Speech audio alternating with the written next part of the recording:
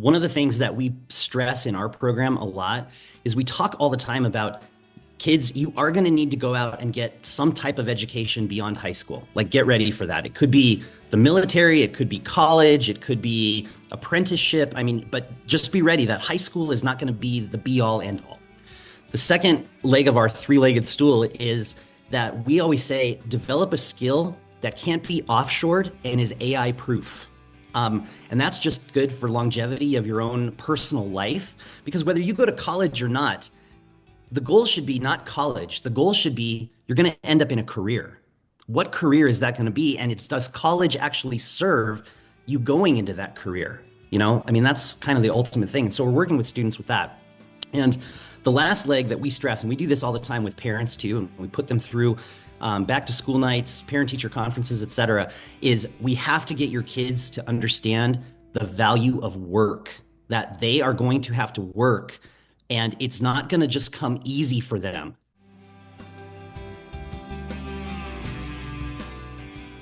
Hello, and welcome to a special edition of Student Affairs Now. I'm your host, Dr. Glenn de Guzman, and today I'm recording from Livermore, California, and acknowledge that I'm recording this podcast on the unceded land of the Ohlone peoples. Student Affairs Now is the premier podcast and online learning community for thousands of us who work in, alongside, and adjacent to the field of higher education and student affairs. We release new episodes every week on Wednesdays. Find details about this episode or browse our archives at studentaffairsnow.com. Like I mentioned earlier, my name is Glenn, and I'm really excited about today's panel because it's a special episode because I believe this might be the first episode where we have a panel of folks who do not currently are employed in higher education or in a college campus, but they work very closely with and are very, very familiar with the college environment.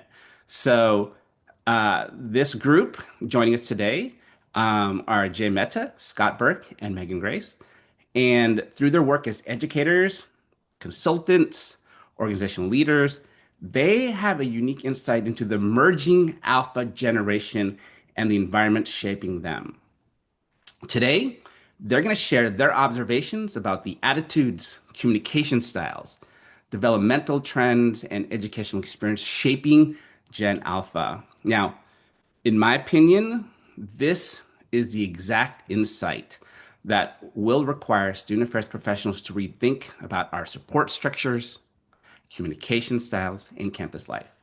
So today's episode I see as a primer for the future of the college experience. This episode is sponsored by Evolve, and I want to, definitely plug our sponsors because they make the podcast go. But Evolve offers 4 leadership coaching journeys designed to expand capacity and build capabilities, empowering courageous leadership to transform institutions and reimagine the future of higher education.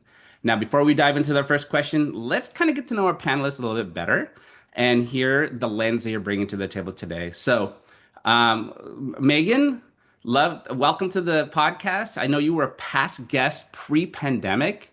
If you just give us a quick 30-second overview, the lens you're bringing. Absolutely.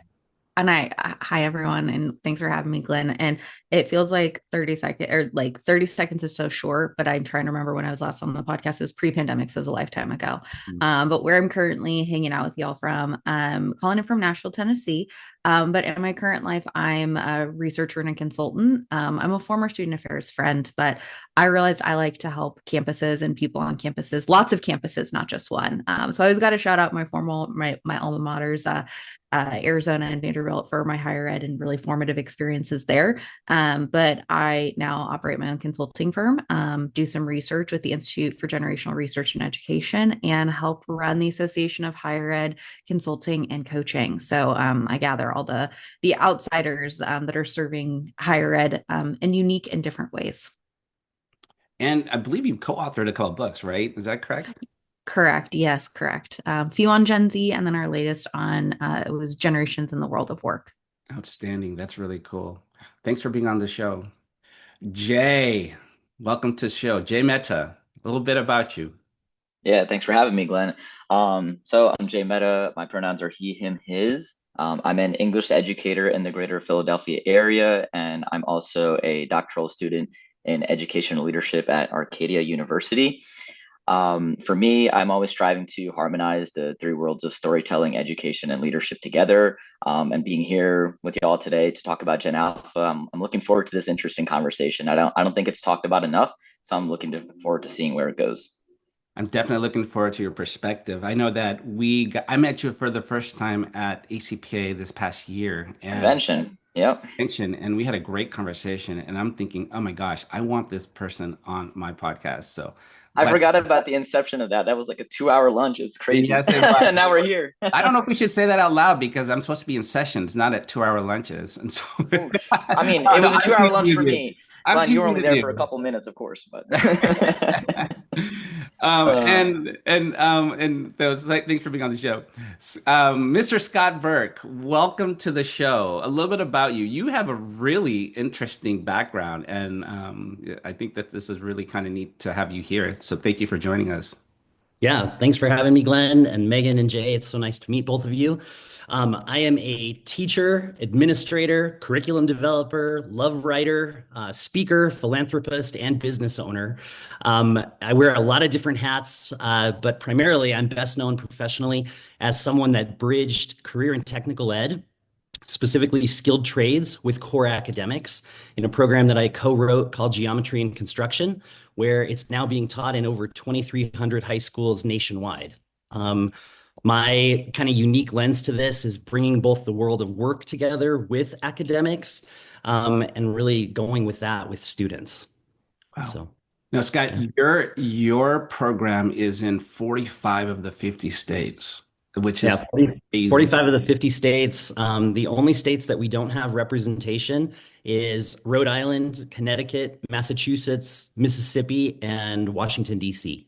Yeah, I did a little research on you and I saw some, I mean, you're like on NBC all the time. And so I saw that some of your students have built like homes for tiny homes, like high school students are building homes for people. Yeah, so actually, as we speak right now, the house that my sophomore students just built this past year is being set here in Denver, on its permanent foundation, currently right now. So right after I get done with this, I'll actually head to the site and see what's going on there.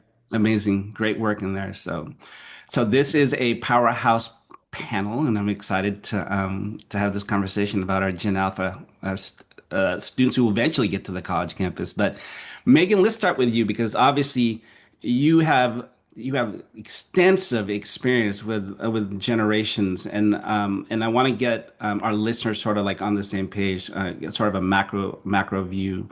An area of your work as a consultant definitely focuses on generational strategy in higher education.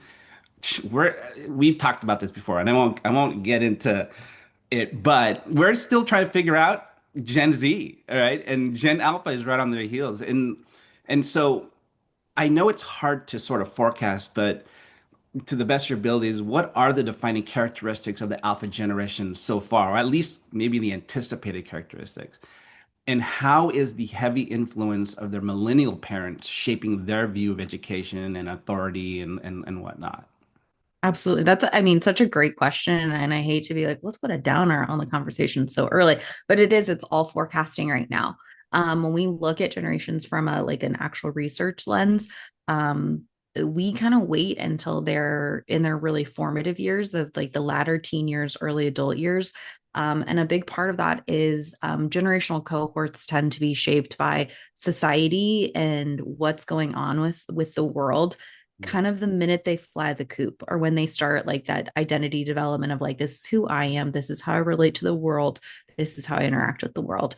And right now, like to set the stage, Gen Alpha, we're using the time frame of born between 2011 and 2024. So they're really 2 years old at the youngest. So they don't really have any characteristics besides toddling around. And the oldest are 15. And so like 15, you're really starting to get into that identity space. And I know my fellow guests will probably be able to give us really great case studies of that. But right now, Gen Alpha is still very shaped by their immediate family units, who's raising them, and then their friends. So we do have to look at this point in an anticipatory kind of perspective. What's going on with parenting trends? What's going on with family rearing and family structures that's going to influence how they're going to approach those formative years where they really start to I would say their generational cohort or that culture among their peers starts to gel, which collides immediately with higher education. Right when they start to be like, this is who I am, this is how I navigate the world, is when they show up in usually in that post-secondary space, whether that's going into college, going into immediate careers, serving in the military, gap year, you name it. But right around 17, 18 is when we start to pay attention to Gen Alpha.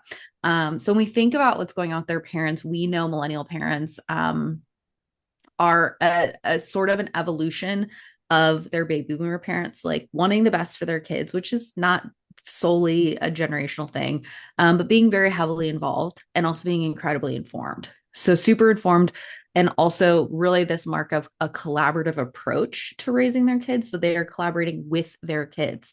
And in some cases, in this space of with millennials navigating kind of some interesting terrain as adults and young adults, trying to shield their kids from that. And so I think with millennials being online and just all of us being online more, we're sharing more about how we're parenting.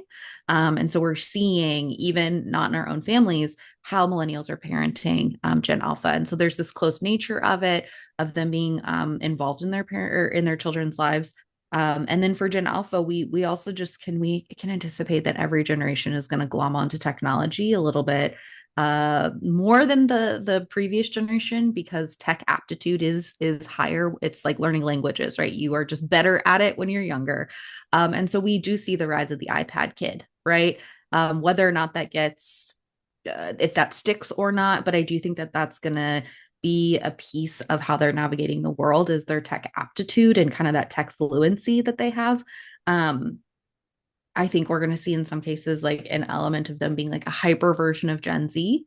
But we also have like millennial parents that are like, I'm trying to give my kids a 90s summer. I see that all the time on like Instagram and social media right now, of like trying to give my kids a 90s summer where we're like, we don't have a cell phone. We're just outside eating popsicles, having a lemonade stand kind of stuff, which I think there's some beauty to that as well. So that's a non-answer for you, Glenn, of we don't know yet. They're not old enough, but we can start to take some guesses. And I truly think like Jay and Scott are going to give us some really clear case studies of what we're seeing in the classroom. If we're not raising Gen Alpha, because it's hard to say what a 10-year-old's going to be like. They got like 8 more years until we really start to think about their generation. You're right. No, that makes a lot of sense, and this is a perfect segue because we're gonna get the middle school perspective and we're gonna get the high school perspective in a hot second. But Jay, so you've got the core of the rise of the the iPad kid, the Gen Alpha right now in your middle school classrooms, right? And we often hear that this generation just communicates differently.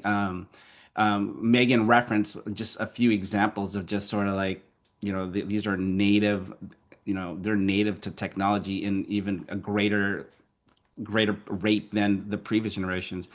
I'm curious to know, and we had a conversation about this and just the different forms of communication, social media, phones, emojis, whatnot.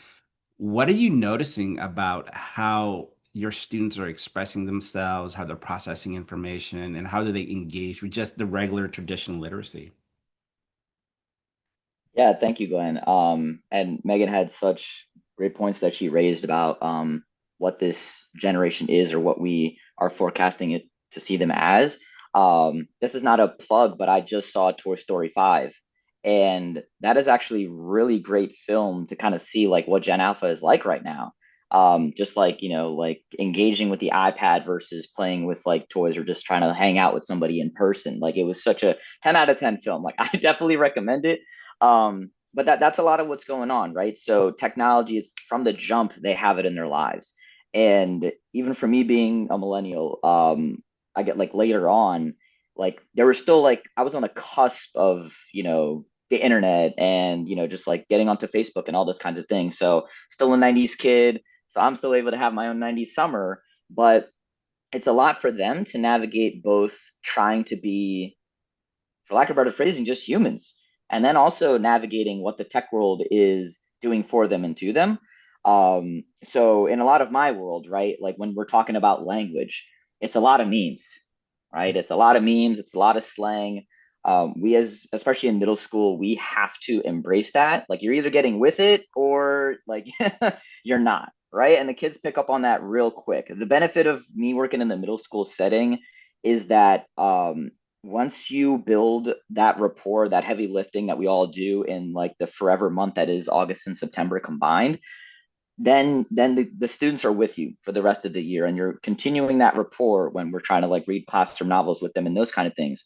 But then you have to weave things in that make sense for them. So like anime that they like, video games that they like to play, sports that they're involved in, just generally speaking. And in my class, we always do like a what's good routine. So I'm always like locked into, and that's another one too, right? Like now it's just on my vernacular saying locked in, right? Them being able to share about their lives day to day lets me know like, okay, like this is the way they speak and this is how they're speaking about it. Um, so for instance, like right now I'm transitioning in between teaching sixth grade, which I have for the past year, and now moving into teaching seventh grade English, right? So that transition between six to seven, six, seven is a lot of what I'm dealing with, right? And I did that on purpose because again, that is also my literal world, right? And I have to embrace it.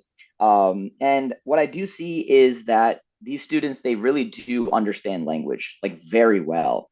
It's a matter of us as educators or administrators or people adjacent to education being able to tap into how students are speaking right now Mm-hmm. and seeing the modes of communication that they use. Discord, right? A lot of the conversations that they have on Discord, for instance, or even like Twitch, whatever like group me chats they're in, it's 24/7.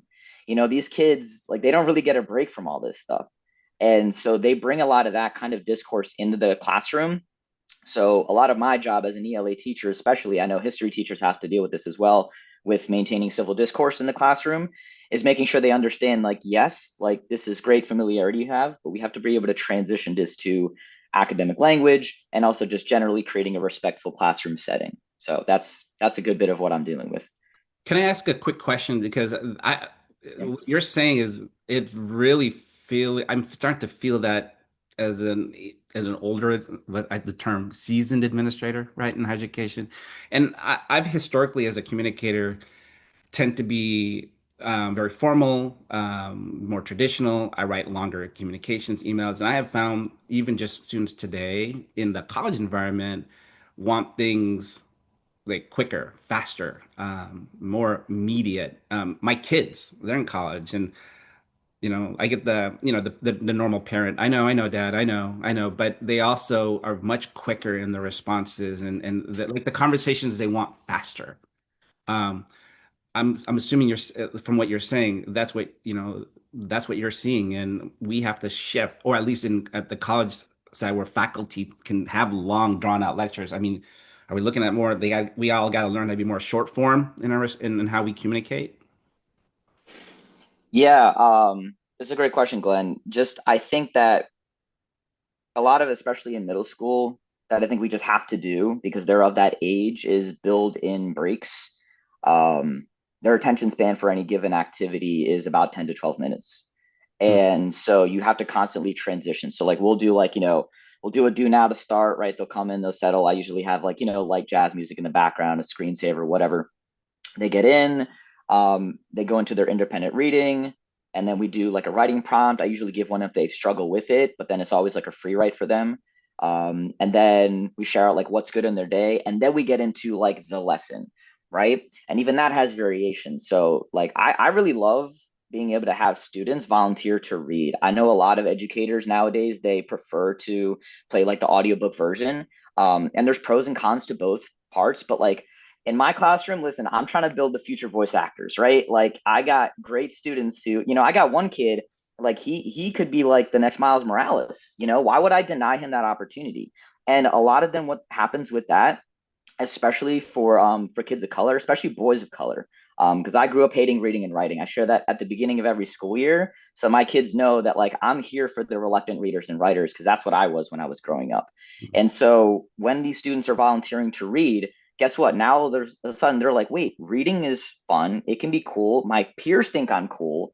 And this long form content could also be something that I can entertain now. Yeah. So a lot of it is like convincing them to believe that's what they want to. Yes, the short form communication, but also there is the benefit to long term as well. But we have to build that stamina throughout the year to convince them that they can invest in that long form content as well. Thanks. And it's kind of eerie that you had a Miles Morales reference. I fell asleep to Spider-Verse last night. So, and that is a fast moving, like quick paced movie. So it's really interesting and it ties into what you just shared. Scott, let's turn this next question to you. This is an interesting one. Um, a lot of people, including families, and when I say families, like I'm in Res Life, obviously, and for those who don't know, for the listeners, so we talked to a lot of parents and in my involvement in the community. There's a lot of questioning whether a college degree is still worth the time and money. I know that, I mean, geometry and construction, that thing you created is amazing. Kids are literally applying classroom learning directly into the real world. And I know you've done some serious assessment on how they're performing. Kids who historically have been tracked to not be in like the AP classes, who are performing admirably in state testing. But I mean, you have kids building houses and learning geometry. So this, in my opinion, is teaching students real practical skills. Do you think Generation Alpha is going to expect colleges to offer more hands-on, job-focused learning? And and how can universities be ready for that, especially some of the research the research, more theoretical campuses? Yeah, that's a great question, Glenn. And yeah, to answer that, absolutely. I just finished up a school year with what I would call Gen Zalpha, which they're right there, like in between Gen Z and the Alpha generation. And one thing that I'm noticing that's a little bit different from the newer students that I'm having, as far as like this freshman, sophomore group, because that's typically when they take geometry, is that they have kind of their own little world that they are always engaged in. And that little world is on their little boxes, their little cell phones, their iPads, their whatever. Especially in school districts where it's a one-to-one ratio of device to student. Students walk around now all the time. They've got their earpods in, whether they're listening to anything or not, they are hooked into that. And so what's happening from my perspective is that school for them, or work even, is kind of like an interruption to their already world that they're living in. And you have to really create an environment that breaks that to some extent. Unlike past generations, it's not enough to just say, I mean, I'm Gen X too, just like you, Glenn. It's not enough to say, oh, you're going to need this information for the next class you're going to go to, or you're going to need this for college someday, or even work. That's not enough of a motivating factor for an awful lot of these kids that I'm seeing. Hmm. So they are very starved, though, for a couple things. One, human interaction. I see that over and over and over again. I kind of liken it to like if any of you follow the Avengers, right? And you're talking about Tony Stark and how he had Jarvis. It's kind of like that. Like these students using AI, they are more apt to go to AI first for anything. And I mean, I teach math. We used to run a program where our math problems, because they were real world, coming directly from the construction industry, where they are 3 and 4 and 5 step processes. So if you know anything about math education, most math classes across the country, it is basic arithmetic 1 and 2 step problems. As soon as you start jumping up into 3, 4, 5 step problems, that's traditionally what we would call like story problems for most of us. That's how we kind of knew it. It used to be that AI couldn't do those. But this year, that is completely different. AI is sophisticated enough now where students can actually take pictures of math problems that have been written, and they will get a complete step-by-step process of how to actually do it. Now, for them, if you don't nip that in the bud, what ends up happening is that they are just doing that because it's the easy way. I can write down all the steps. I can come up with the exact right answer. I don't actually need to learn the material. Why would I actually need to do that? And so what makes our program really unique when we're working with students is that then we go out to actually apply it. And oh my gosh, they're like, wait, my device now that I'm so used to using, like Jarvis, is completely obsolete. Like, I can't have that on the roof with me when I'm framing this house, or it's not helping me solve this problem of the stairs. And a lot of it comes down to things like tool manipulation. I mean, I see that especially as a skilled trades educator. Some of the students that we have, they're so intelligent with using technology and things. But then when I put them in a live situation where it has to be applied, it's like watching someone with two left feet. I mean, just they just fall over. And so I think colleges really need to change some of what they do to absolutely put more of that in there. I think the other thing that students really want is they want to be able to positively impact their communities in philanthropic ways, and they want to be able to make a difference. And that I'm seeing over and over and over again. I mean, there's reasons why, for example, in our skilled trades program for geometry and construction, that we run about 40% young ladies who are self-selecting to be in it. Wow. It is not because they want to go into careers with construction. It's because we're building houses for local families in need. That's the secret sauce. And so they're doing it for a number of different reasons. One, just to give back. Two, because they want to be able to use that on resumes, cover letters, college applications, any of those kinds of things. But also, it just feels good. I mean, I mentioned earlier, I'm going to go out right after this and be on the construction site where they're setting this house. I've got 4 students who are going to come there and be interviewed by the news. I mean, and these are kids that are giving up part of their summer, their 90s summer, right? And they're locked in. They're still locked in, even though they just finished. And they don't have to be. But I just put a call out to them on social media, and 4 of them instantly replied. I mean, within like 3 minutes. So, yeah, things are going to have to change for higher ed for sure. Well, I'm going to stick with you because I skipped the first question that I was supposed to ask you, but Yeah. but I want to ask you because what you just said. Um, so you're basically saying higher education, you need to start looking at the hands-on experiential learning component versus the traditional lecture styles, because this generation is looking for an immediate application, right? Is that what Yeah. I hear from you? Yeah, I would actually say higher ed, you better buckle up and lock in.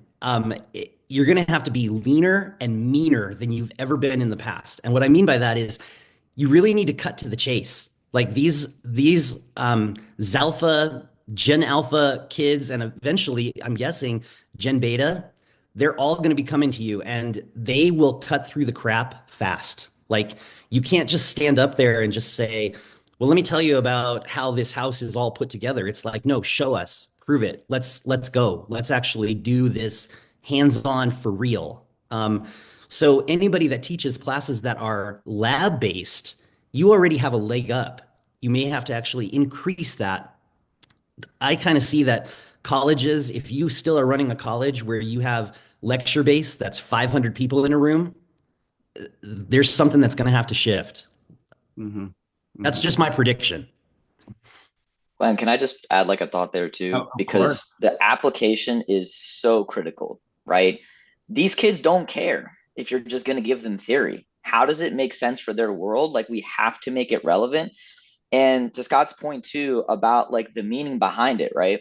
It's interesting how right now higher education is struggling with, what's the value proposition, right? Like what are we actually selling to students? And how Megan brought up, there's a lot of the family unit that goes into play for why students are even deciding to want to go to a 4-year institution or even like a 2-year institution. And it's interesting because we seem to be in an era where it's a lot of like individualized choice for going to college. So like as opposed to bettering society, that students seem to want to just like, see, well, what degree is going to earn me the most money? But then, Scott, you're seeing that it makes the students feel good when they're actually building homes for those like low income areas, right? So that's interesting, right? There's this narrative and then there's that narrative. So that's why like I wanted to speak on that, because it's like, well, one side is saying they just want to go for college for themselves, but the other part is, well, what if we have them apply their skills and it's relevant for them and then they actually feel good to do good for their communities? Maybe that's what we also need to tap into more. And we have the time. We still have time to work on that. Yeah. Yeah, I completely agree with you on that, Jay. One of the things that we stress in our program a lot is we talk all the time about kids, you are going to need to go out and get some type of education beyond high school. Like, get ready for that. It could be the military, it could be college, it could be apprenticeship. I mean, but just be ready that high school is not going to be the be all end all. The second leg of our three-legged stool is that we always say develop a skill that can't be offshored and is AI proof. And that's just good for longevity of your own personal life, because whether you go to college or not, the goal should be not college. The goal should be you're going to end up in a career. What career is that going to be? And does college actually serve you going into that career? I mean, that's kind of the ultimate thing. And so we're working with students with that. And the last leg that we stress, and we do this all the time with parents too, and we put them through back to school nights, parent teacher conferences, et cetera, is we have to get your kids to understand the value of work, that they are going to have to work and it's not going to just come easy for them. And that as long as they have all three of those things, especially the willing to work part, there really shouldn't be a day in this country that you're unemployed. There really shouldn't. Like, I'm not saying that you might not have to move for the employment or something like that, like move from mom and dad's house or move from whatever city you grew up in. That's probably going to happen. But if you have the education, the skills, and then also the willingness to work, you probably are going to be gainfully employed. Wow. I just want to say, like, I'm really thankful that Scott and Jay are doing their jobs. Like, I'm going to get Southern for a second. Like, bless y'all, you're doing the Lord's work. Because I think that that's so important. First, that students like come into higher education knowing that there's educators like that. And I do think that there's a ripe opportunity for educators in higher education, our faculty members, our student affairs administrators, to be mimicking what I think our K-12 friends have gotten, they've like glommed onto a lot earlier, is like that time blocking, that application. Like, we don't need to make students do the independent activity of figuring out how what I'm learning in English class is going to apply to my future, right? Like, make it just really clear. And sometimes we like to do like that in higher ed, where we're like, it's a secret, you're going to figure it out, it's a secret. It doesn't need to be a secret. Like, it just help the people make that connection. And so I really, Scott, I like what you said around like they both need education and a skill. And I think in higher ed, again, I say this as a person who has 2 degrees in higher education. I love higher ed. Put me on a college campus, I'm so happy to be there. It is my happy place. And I don't even have to go to the college. I walk around random college university campuses all the time. But the purpose of what we need is both education and skill. Is sometimes we've conflated that in higher education. We've said that those are 2 things. And if I'm going to take it all the way back, I just watched Hamilton recently. So like the idea of like early formation of what we do as a country. One of the most American ideals is this idea of public education was the goal to help people be better thinkers. And so the role of education in its truest form in the US is really to help young people learn how to read and write so that they can engage in civic discourse. They can read the public media, math to do their taxes, and civil discourse to protect democracy. And we've conflated a lot of our education system to be so skill-based that we're forgetting that huge piece of teaching young people to learn, critically think, engage with one another, and learn a skill. But we're not separating those 2 things. And so, Scott, I just got to commend you, because what you're doing is all of those things, right? You're helping the young people give back to society. You're helping young people engage in critical thinking, whether they go into construction or they go follow your footsteps and become an educator. You're giving them that opportunity to sit together and say, we're going to work on this societally, use what we learned in class, and make the world a better place. Like, that's you're doing what we're supposed to be doing in education, which is helping young people fully develop themselves. Absolutely. Thanks, Megan. That's very well said. And I would say too, to that point, Megan, like Scott's something of a unicorn, right? Like let's just name that. But Yeah. educators don't have to be. That's the other that's the other myth that This we is my magic sell. tongue. Yeah. Is this like, like masterclass educator? It's just like, look, just care about the work that you do, and then students will care about the work that they have to do. It's actually that simple. And if we can just get Mhm. more folks on board in the pipeline, make it more accessible for them to come in and do the work that they enjoy doing, then the students are going to resonate with that. Yeah. And Scott just happens to be the the trailblazer leader for all that. So thank you, Scott, for all that you do. That, Thank you. we had Thank a you funny, both. I mean, we're inflating his ego. We're inflating I his yeah, I ego. know, know. big time, But big time. you're doing great work, and I wanted to let the listeners know on audio. We chuckled because for those who are on YouTube will see this, but Scott did an impression of a unicorn, and so more for you all listeners on the audio version to go onto YouTube and take a look at Scott's unicorn impression. Um, YouTube is where Gen Alpha would be watching this. They You know wouldn't what? be audio We're tuning in. X. X. That's real. Actually, Megan, you bring up the point because yeah, TikTok. we had a conversation with the podcasters and the team, the Student Affairs Now team, and we are seeing a shift where Mm, people are absorbing our information, and it's shifting to YouTube. You know, yeah. Yeah, Now me, I'm yeah, I'm old media. I'm old media. Keep it radio light. yep, yep. I love an audio podcast. If someone's like, watch my podcast, I'm like, that's a TV show, oh friends. my, Like, but the people that love the video podcast, live your life. Like, I'm not going to tell you how to consume your media. I think it's that. It's kind of like visuals for the podcast, and then it's audiobooks for the listening. Like that seems to be a Hmm. lot of what my own students are doing. They're 12. I'm like, you're listening to audiobook? Great. That counts as real reading. I like to tell them that too. Hmm. wow, Yes. Counts. Yeah. Yeah. Wow, interesting. wow. All Well, right, and go ahead. I will say this though, Gen Alpha, 60 minutes for this is going to be way too long for them. No, they tuned out like 20 minutes ago. They're like, Yeah, so we're yeah, exactly. You might need to like snip this into Yeah, like mid just a part. highlight. Just Scott with the unicorn and then some other snippets and we'll be good. yeah. There you go. Then I'm like an emoji flying across the screen, and it's just like, you're cute, we love you. Like that's all you got to put on there. One of the shifts I think our podcast is making too, and I'm like, we're totally going on a different direction, but this is a lot of good conversation, is we are going to be doing timestamps to break up the episode so Mhm. people can immediately Yeah. get to where they want to get to. And that is an ask. And so, we're modifications everywhere. So for sure. Mhm. I see Um, that as a sign of like respecting people's time, because they want to Mhm. know like what's going to be value added for them. And so like any generation, right? Like everybody's busy. So I think the timestamps are those are clutch. so I'll tell Nat, our producer, to do a timestamp to Scott's unicorn impression in the YouTube Yes. clip so we can just go directly to it. Put them in the thumbnail too to get the teaser, like it Yeah. reel the people in. You got to hype it up. Hype it up. So let me. So we digress, but that was a fun side tangent. But Megan, I want to ask a question that emerged in a Mhm. conversation that I had with a parent, and I want to bring it here. The parent, we're both Gen X parents, and we both have college age students, college age kids, uh, and I can't help but when we listen to other parents, and how they're raising their kids and parenting approach, it's what we do as parents. Um, I like to oftentimes, the parents I hang out most with, they're millennial parents. And you made that reference earlier about millennial parents being very collaborative with their kids, and I see them treating them as almost peers in decision making, both at work and just in the conversations in my community.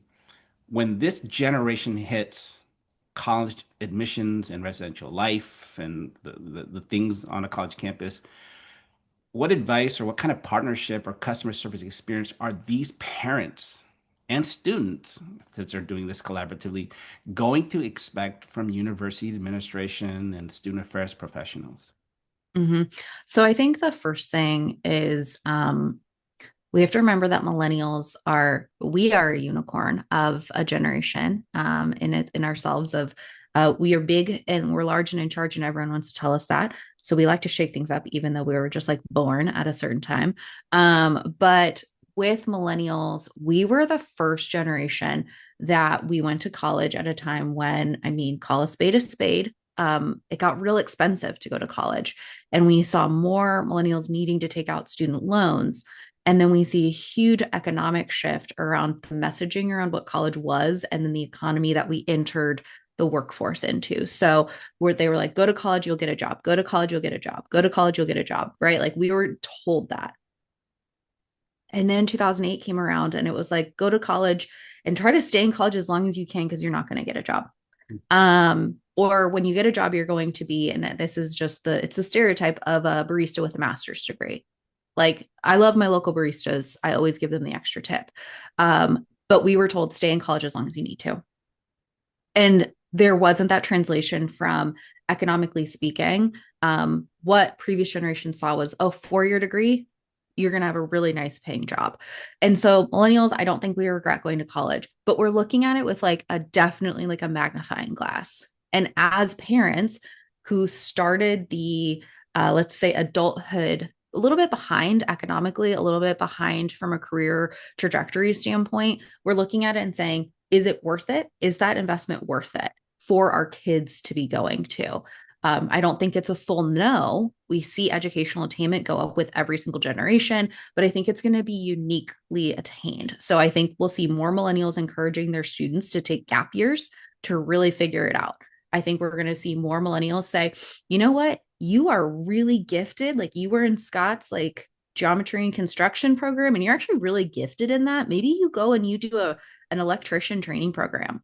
Or like, you are mechanically sound. You don't need to go do mechanical engineering. Like, go do your technical trade. So I think we're going to see millennials actually guide their students, their young people in their lives, whether it's children or people that they're raising, towards an educational attainment after secondary schooling, with a little bit more of that fine-tooth comb. When it comes to our traditional 4-year institution setting, I think we have to be prepared to realize, like, this is a full family experience now. This is not just mom and dad or, my parents or guardians are paying for me to go to school. Like, they're like, I want communication about what's going on. I want to know that the experience is going to be able to take care of my child, because I'm giving you tens of thousands of dollars a year. Like, this is a full family experience now. I'm not saying parents are going to be going to college with their students, but they're going to care a lot and they're going to be involved a lot. And we've seen that with every generation. Like, baby boomers were like helicopter parents-esque because they were like, we're paying a lot of money for you to go to school. Gen Zers, when they got to college, again, Gen Xers were involved, but they were like collaboratively involved. I think millennial parents are going to be even more involved in a different way. So it's we're going to, from a higher education standpoint, we're going to be selling to parents and guardians who went through an experience that might not have panned out as fruitfully as we were sold that we could. And so I think that there's just this reckoning that higher ed is going to have to go through, and student affairs is going to have to go through. And this idea that we've been selling people this mindset of like, if you go to college, you'll get a good job. And sometimes we can't promise that. And I think that we've gotten so intertwined with college being the place you develop the career skill, but college, like, we know that universities are not staying, we're working on it. We're not staying as adaptive to technology changes as the workforce demands. And so I'm wondering if we need to decouple like our very intertwined relationship with industry of saying like, we're going to train your computer software engineers. And say, well, we're going to train students in computer software, but we're also going to teach them to be incredibly deep thinkers that can engage in, like, again, that civil discourse and that peer interaction that's going to make them a high quality employee. That's the full package. So it's one of these things of like, I think we really have to understand what the role and be okay with what the role of going to college is and what it isn't. And really committing to that. And being okay with the fact that we can't be a one-stop shop for everything. We're not going to be able to do everything perfectly. So what do we do really, really well? And I think that's develop the whole person. I'm a traditionalist when it comes to what I think student affairs and what higher education should do for young people. That if I had it my way, everyone would be doing a gap year in liberal arts and a study abroad semester, but I'm not made of money here, people. But that's what I personally am like, let's give them all the high impact practices, mentoring, you name it, to make these whole humans that are really, really have that solid foundation of being a good person before they get into the workforce full time. Megan, I am resonating 110% with what you're saying. And I'm speaking from this sort of like perspective as both a longtime student affairs professional in higher education, over 30 years. And I keep thinking intuitively these students are just vastly different. And I have two kids who are pushing my envelope because I'm used to a script and how higher education is supposed to go. But they're pushing, it's flipped. They're like almost acting like, I'm thinking of taking this gap year. I'm thinking of doing this extra training because I want to get this to complement what they're doing in college. So they're almost driving some of those pieces because they're probably seeing that in their peers. And these are emerging thoughts. And I can only imagine what the Gen Alpha generation is going to be like when they get to Hmm. campus. Because it's that Yeah. partnership with their parents who are thinking that. Yeah. So, I I think that it's okay for higher education to understand that when students enroll, it's an investment, but it's not an 18-year-old or a 19-year-old enrolling on their own. Like there's a whole group of people that are supporting them along the way. And it is an investment of money. Don't get me wrong. It's not cheap to go to college. But it's an investment of time. We're saying, can you give us 4 years and we promise we're going to make you better? And sometimes we can't fulfill that promise. And we know that it's not the institution's responsibility. Like there's a little bit of like that partnership that has to occur between the student and the institution, but it's an investment of time and energy that we really have to be able to back up. And so I don't think there's anything wrong with understanding how the consumer is changing because ultimately the consumer is it's two part now. It's not just the student, it's the student and the family. How that dual consumer mindset is playing a role in how they choose college or not to go to college and what they're willing to do to invest their time and money. mhm. Jay, I want to give you this question, and it ties into some of the comments that Megan has made and Scott's made about the Gen Alpha and critical thinking that we're trying to prepare them for. Looking at through your perspective, I know that even in our conversation at ACPA, you look at pedagogy and the art of teaching deeply. And I think that's what led to our 2 hour lunch conversation, by the way. Um, Gen Alpha is the first generation to have AI like ChatGPT present for their entire secondary education. How is this changing the relationship with critical thinking, problem solving, and academic STEM? We've covered so many different pieces, and I'm just curious to get your lens on that. I'm going to try to keep this one brief, but honestly, productive struggle. So when I'm working with students on, let's say, like a TDA, so text dependent analysis, right? It's the standard like 5 paragraph essay that they need to be able to construct for the purposes of like our state standardized assessment in Pennsylvania. And it's heavy lifting in the beginning, but I try to make it fun. So we in real time are like constructing this together. So like I'll make mistakes in the moment and I'll always remind them that real writing is revision. And when we're doing that in real time and I'm acknowledging like each student's contributions to the greater dialogue, they see that we're constructing this together and we're not using AI in the moment. Not really. I mean, sure, like, there's spell check, right? And those kind of things, but I'm trying to, especially for middle school, right? I feel like a lot of what I'm trying to convince them is that learning is fun. Learning is powerful, but I want them to know it's fun. And so constructing that in real time together, they get a sense, wow, like we didn't use much technology for that other than like, yes, a screen share to a smart board, and we can all like, do that together. And then we go back and forth on it. And then they leave the class, they're like, wow, that class went by quick, right? I got a lot of students who like, like fortunately they say like, English class is always going so quick with you, Mr. Meta, right? It's because we are in like intentionally building in fun of the productive struggle. That's something that AI can't take away unless we let it take it away from us. The human endeavor of productive struggle, that's what we're trying to sell. And if we can sell it well enough, then the students are there with us. Hmm. That's a really I appreciate hearing that. I'm going to ask a follow-up. Obviously, yes, learning the enjoyment of learning is our educator's sort of like dream.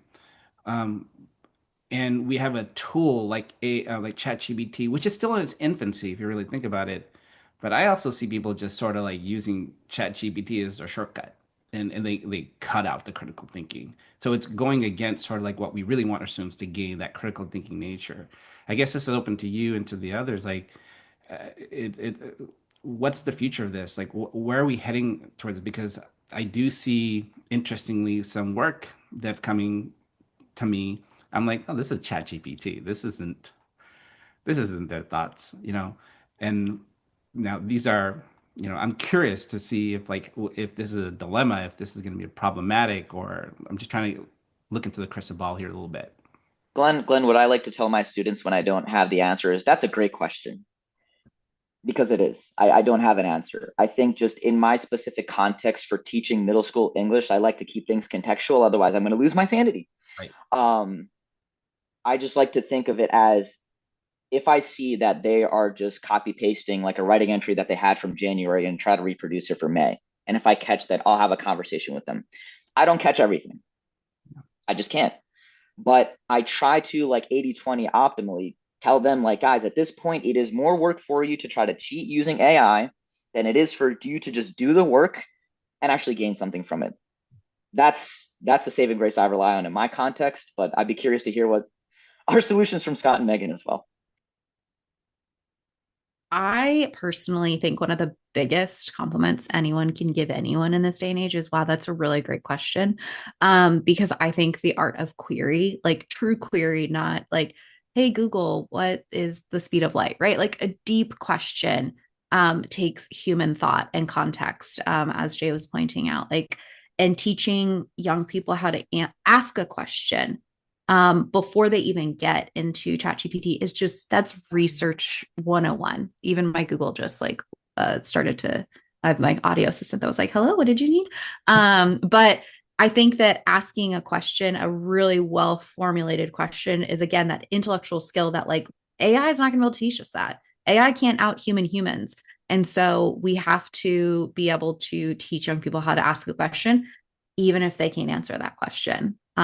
So that's something that I'm like, that's how we can continue to combat that, like that narrative of like, AI is going to take over the world. I'm like, AI only answers questions. It doesn't know how to ask the questions. That's great. Yeah, I would agree with both of you on so many of those points that you just said. I think the biggest thing with AI is that it's that critical thinking component because they can get answers, but then it's being able to analyze and think critically, like, wait, is this really the right answer? Because it's that questioning ability beyond just an answer that gets spit out at you. Earlier this week, I was actually at the Aspen Ideas Festival presenting up there. And one thing that's really unique right now is that I feel like for the first time ever, college, K-12, and business and industry are all sort of starting to be at the same table at the same time, which is really unique. That's probably for a separate podcast altogether, Glenn, just letting you know. But I mean, we've been talking about that my entire career, how difficult it is to get everyone at the same table. And so it's cool that we're all here in this. Going back to the AI thing, though, I love, for example, in my world, when I have the kids say, like, we're going to, I don't know, frame a wall, for example, and they go and they do some investigation on their own. Because again, they're kind of connected to their own little world, right? And they'll look up YouTube videos, they'll look up all these different things. But then they'll say while we're doing it, wait, that's not how I watched it in this video. And then I'm like, so which way is right? Is my way right or is their way right? And sometimes they find out actually both ways are okay. Sometimes they find out, oh, you're taking a shortcut here, Mr. Burke, and this person didn't do that. Why are you doing that? Sometimes they say, oh, this kind of goes against building code, which I love when they bring that up because I'm like, wow, I have inspired you to think about building code. I didn't even talk about building code really, and they're keeping me on my toes. And so even at college level, like the days of I am the professor, I am the all-knowing being who should be up here lecturing to you. Again, like college folks, you better lock in because these kids will roast you. Oh my goodness, that's phenomenal. Um, okay, we're getting close to time, but I know you want me to ask this. One of you wanted me to ask this question. I'm going to ask this, or we're going to do this very quickly. You all know I'm a big Comic-Con geek. The listeners know I'm a big Comic-Con geek. I'm about to go to Comic-Con in a couple of weeks and do another podcast out there. So I'm going to sneak in this superhero question. What would you say will be this is a crystal ball thing. What would you say will be Generation Alpha's biggest superpower when they arrive to college, and what will be their kryptonite? So it's sort of a speed answer question. And because Jay wanted this question, Jay, you get to go first. Yes, I did want this question going. Thank you. Um, Strength or superpower would be resiliency. I think there's a narrative about every generation that comes after, especially with technology, that they're just a bunch of snowflakes, right? They can't handle things in real life. I don't agree. I see students who are 12 years old who have just miserable home lives, and they have to get up in the morning and they got their own siblings to take care of. Sometimes they're taking care of their own parents at that age. They're coming into school just trying to exist. And then if we're trying to be the sole custodian of knowledge in the room and lecture at them and not make it sense for their lives, they're going to clock out, right? So I see a lot of resilience that alongside those home lives and navigating the cyberspace, we don't give them enough credit for how resilient they are. So I see that as being their superpower. um, Kryptonite would be the paradox of choice. I think because they exist in an era where there are so many options for them and they don't even know what's going to be an option for them in the next year or two. So, to Megan's point earlier about what are we selling them for like 4 years when in 4 years so much can and does change, it's a lot of them to navigate. Like, can we really convince them to direct their focus on one thing when nobody really knows if in like a year or even 6 months that thing's going to change? So, paradox of choice, I say, would be a lot of like what they have to deal with as well. Thanks, Jay. Mhm. Megan, you want to go next? I'm happy to. I wrote this down because I had to think about it the whole episode. I think their superpower is going to be like very Inspector Gadget inspired of being able to be like, I have a tool for that. I have a technology for that. I have an iPad or I have a something for that. So I think that's going to be one of their superpowers. I think they'll have many. I think their kryptonite is going to be patience and immediate answers. So slowing down the pace of like, because I have a tool, I can get to the answer quickly. Where again, like we're trying to do 90s summer, that means sometimes we got to slow down and understand the full context. So I think that'll be their kryptonite is patience and not just being able to swipe to find the thing. So they're very closely related, as I think almost all superpowers and kryptonite are. Love that. Spectre Gadget. That's great. Scotty. Yeah. I would say that the superpower is going to be resourcefulness. That, they truly do have the world at their fingertips and that they can just pull at a moment's notice. Actually, in some ways, with their devices, they can just mention it and then the algorithm will start feeding them answers anyway. So it just sort of happens automatically. I think the kryptonite for this generation is going to be the hands-on world of work. And what does it actually look like in reality? Like, what does it look like to actually go and wire a house, for example, or just do some of those kinds of things? That's going to be critical, and that's going to be an ever emerging thing. It's that AI proof, skill based type of work that it's going to guarantee them employment. Outstanding. And we are out of time. And so, but we always close with this question for Student Affairs Now. So if you can kind of share very quickly your final thoughts. What are you thinking about? What's still troubling you? Or from this conversation today, is it getting you to ponder about new things, new student affairs topic episodes? um, but I'd love to hear your final thoughts, and I'll go right back to the top. Jay, let's hear your thoughts. So for me, I'm thinking about agency. I like to keep it real with my students, no matter how young they are. I tell them, if you want to be caught in the matrix, be my guest. But if you're here to learn and you want to critically think, I can guide you. Great, Megan. I don't say I'm troubled by it, but I think what's sitting with me is like the concept of humanity, and how technology in the world that we're in is trying to strip us of that. And I think that younger generations are telling us like there's more to life in the work than the work we do. And like we are humans. And so I think education is grappling with how do we make good humans, not just how do we make good employees. I I second that. Scott, finish this up. Um, I'm actually just thinking about how awesome it was to be on this with both of you and with Glenn too. And I love the fact that we're from very different backgrounds, but we're all collaborating here, which is just really awesome. Thanks, Scott. We covered, I think we mentioned this at the very beginning, we covered all four time zones, right?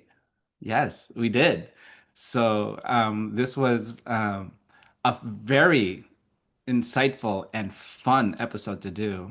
So thank you to the guests, Jay Meta, Megan Grace, Scott Burke, for just sharing space with me today. This conversation was very fun and very insightful. We're going to thank Nat Ambrosi, our incredible producer, who's going to be getting this episode ready for launch. And of course, our sponsor, Evolve. Given the current context of higher education, we need to invest in leaders with the capacity and capabilities to transform their institutions and the future of higher education. The Evolve Institute for Higher Education Leadership offers 4 leadership coaching journeys tailored to 4 different leadership levels. Each is a 3-month journey that includes individual and group coaching, plus a curated curriculum of short, asynchronous video modules. We also offer Evolve for leadership teams. If you're ready to evolve your leadership voice, visit evolve-institute.com to learn more. And with that, we are done with this episode. To all our listeners out there and to our viewers on YouTube, and if any Alpha Gen kids made it to here, kudos to you, but I doubt it. Have a great day. See you next time. Bye, everybody.